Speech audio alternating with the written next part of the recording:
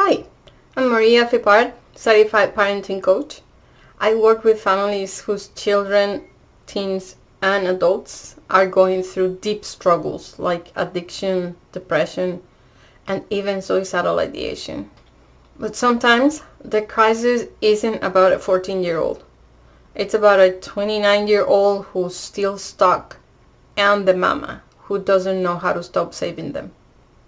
This video is for you if your child is technically an adult but emotionally still dependent. You have tried everything and they still won't grow up. If you are exhausted, resentful, worried, and still doing everything for them. So let's talk about what's really going on and how to step into a healthier, stronger role that helps you and them. There is this silent contract many moms carry. If my child suffers, that means I've failed. I get it. I was told the same thing. Or I remember my mom saying these things.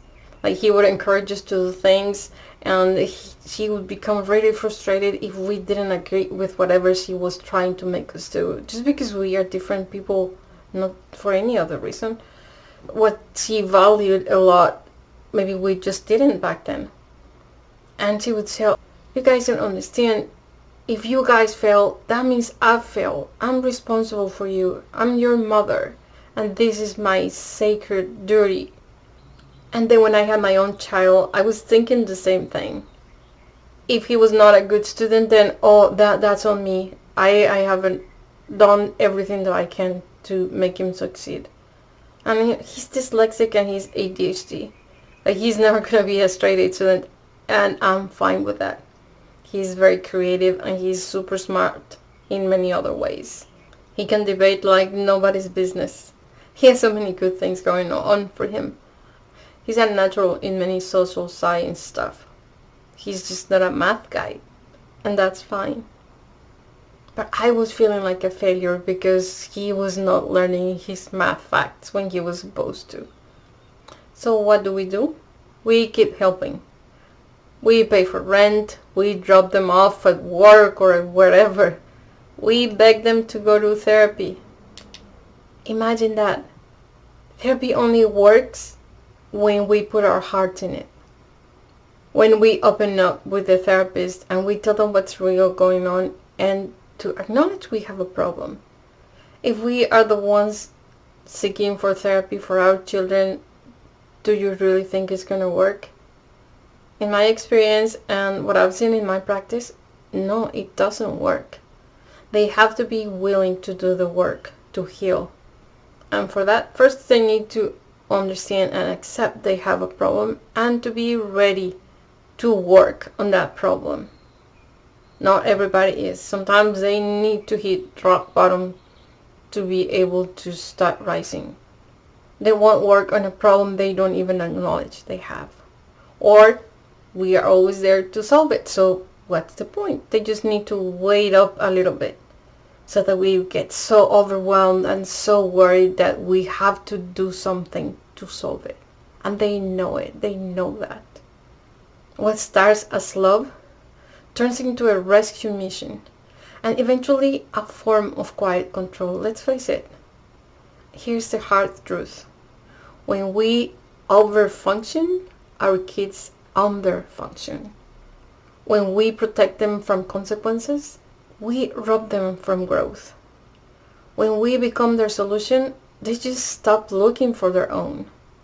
And I get it. This doesn't come from weakness. It comes from deep, fierce love. But even fierce love has to evolve when the child is no longer a child. Let me tell you what I've seen in my coaching practice. When moms stay in that rescuer mode for too long, several things happen. The adult child becomes more dependent. They develop learned helplessness, like why try if mom will fix it? Then the mom begins to feel resentful, anxious, and burn out, of course. And the worst part, the child doesn't develop the self-trust to rise after failing, because they were never allowed to fail.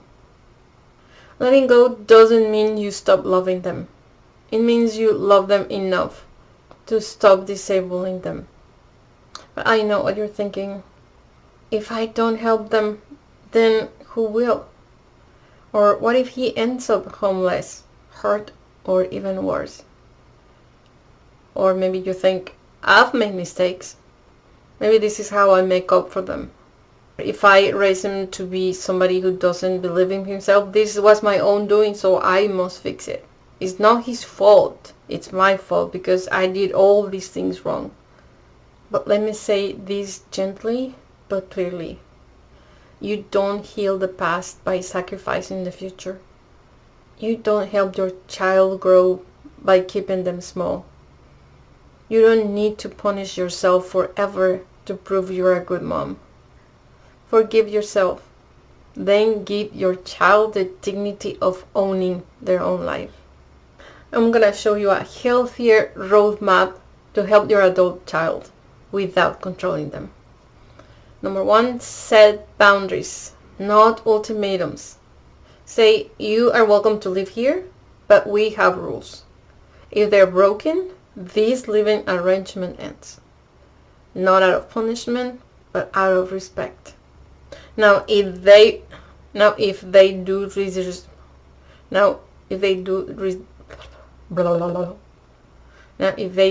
disrespect your home, kick them out.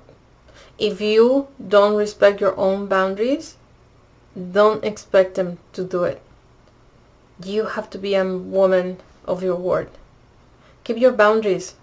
So before establishing those boundaries, make sure you are going to be able to fulfill that boundary yourself. If you're going to feel sorry for them and that's going to prevent you from kicking them out, then don't set that boundary. You know yourself. So whatever boundary you set, make sure that you are going to make them respect it. If not, then don't bother, because then you lose credibility. They're not going to believe any of your boundaries and they're just going to do whatever they want. And then they're going to just throw it to your face. Believe me, I've seen it. Then number 2, let consequences teach what words cannot. You already told them that gambling was destructive. Drugs are destructive. Now they need to feel the consequences. Lost money, broken trust, isolation. Pain can be a powerful teacher if you stop buffering it. Number 3, offer support, not rescue. You can say, I'll go with you to find help if you want it. I'll drive you.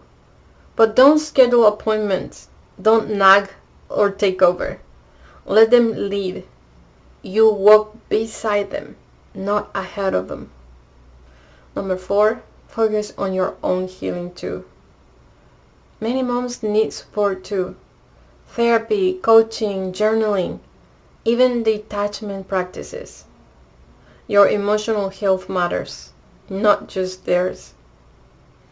Then number 5, redefine what good mom means. It doesn't mean controlling outcomes. It means raising a child and then letting them raise themselves into an adult. Have you seen those documentaries about mama bears? When their cubs are grown, they swap them to kick them out. Like, they go find your own life. You are ready. They make sure they are ready. They raise them to be better when the time comes.